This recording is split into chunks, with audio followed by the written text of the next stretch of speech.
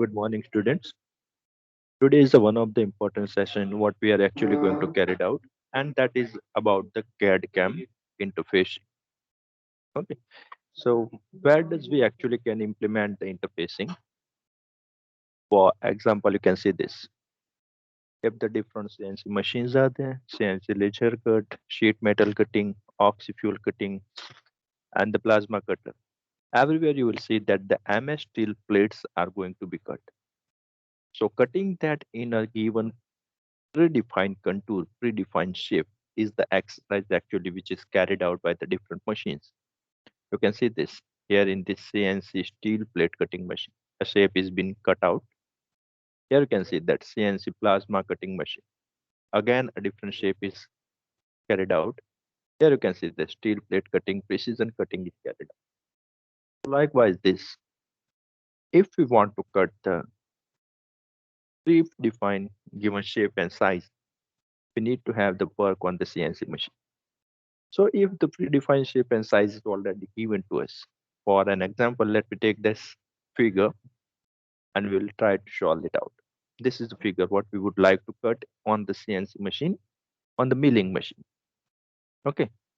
So for the example, I'm going to show you the things. But right now, a code is being generated and it is given already. It is given over here. But if what? If I don't know the coding, but I know the drawing. So the interfacing is the solution, which will give the entire result from drawing to the coding. This generation will be carried out by the machine by itself. So what I'm supposed to do, I will have to produce this shape only. I'm not perfectly going to deal with this all dimension. Thus I will be generating the given shape, and on that given shape, I will try to do milling machine. So let's get started.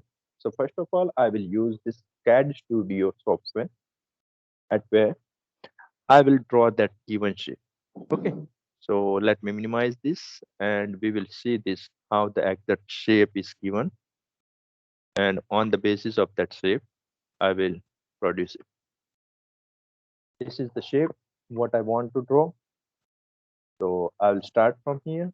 You can see this. I'm not dealing with the dimension. I'm just producing that shape. Okay. If somebody wants to deal with the dimension, he or she can do it. But right now, for the sake of example, we just will produce the shape. I'll draw a horizontal line, an inclined cut, a vertical cut, again a horizontal cut, an inclined cut, and the shape is going to get closed. Press escape and you find this. Here is the radius, so I'm going to give the radius over. Right now, without dimension I'm dealing, that's why I'm putting the radius of 5 between these two lines. It seems very small. So let me go for radius of 50. I'll say okay between this line. Again, still it seems very small. So what can I do? I can go for radius 1. Let me see. Okay, now it is comfortable with that radius 1 as the dimensions were vary. Okay, and the two holes also have to produce. I'll put one hole over here. Similarly, another over here. These are the two holes what I have did. And a slot again, that is the slot. Again, would like to give the radius. Let me say that 0.5 between these two lines. I have to simplify it first because it is the unit quantity. So I will simplify. We'll take a radius of 0.5 between. Okay, it's not allowing because it's very small shape. So almost this shape has been drawn over here. Now let me see that what actually we can do with that shape. So once a shape is been produced over here, you are supposed to go for a saving that file. Save this file, and I will save this file in a folder called as a interfacing tutorial. I'll give sorry it as a number 1 file. This is a 1 tutorial. We'll save it. Now I will export it as a DXF extension. I'll say continue, and already it has taken the one.dfx name. I'll save this file in an interfacing tutorial. What is the DXF mean? Is the drawing exchange format. That format can be easily used by some software, and those softwares will generate the code. So these are the four standards, interfacing standards, which can be used for sharing the file: graphical kernel system, initial graphic exchange specification, program hierarchical interactive graphic system. So these are the four standards generally people are using for exchanging the formats. Okay. So once I have drawn the file, I have saved, I have exported it, I will open on the software, which is called as a LazyCam, what I have available for teaching my students. So LazyCam is the software which will use that DXF extension file and generate a part program. I'll use that file and I will open it.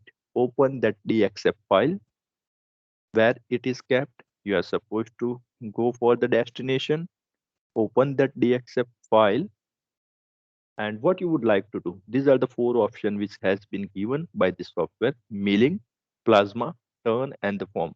Right now I'm going to deal with the milling. So I will select the milling, and you can see that the profile has already been generated. And these are the options. What can I do with this given profile? Okay, I will change the origin. So I will say that reset origin. Origin has been set over here, and I will optimize the path. How the path is given right now, you can see that when I will optimize it, the path will be changed, and the optimization of the path had been carried out. Once this exercise, beyond to that, you can do this much possible modification. But right now, for the sake of example, we just will optimize the path and will generate a code. Now, what I have to do, I have to post a code. I don't know how to do the coding for entire this procedure, so I will post a code and will save that file. I'll say OK, and again we'll put into that interfacing tutorial, and a tab file will be generated. I will give a name 1, will save. Message will display over here. You can see that one.tab file has been created. I'll say OK, we'll minimize it again and we'll go for the machining. That's it, guys. This is the Mac 3 software what I have available. I will close the previous file and we'll go to start load a G code. What we have generated?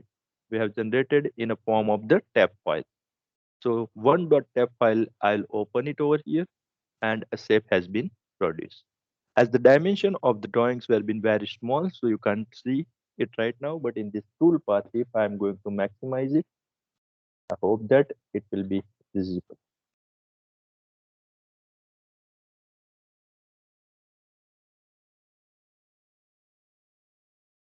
Uh, it can be seen, but it's a very small shape.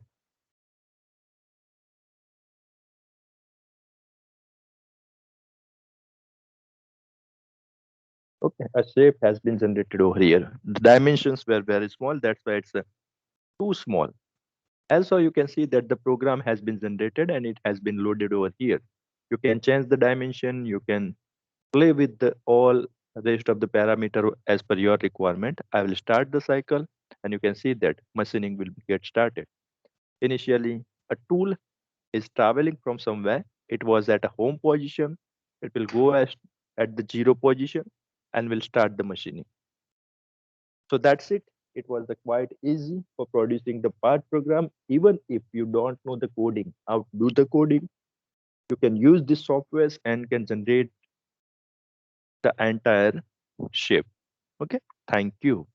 So this was my aim to show you the things for producing part programming. I'm stopping the recording now. Thanks and hope that you will enjoy it.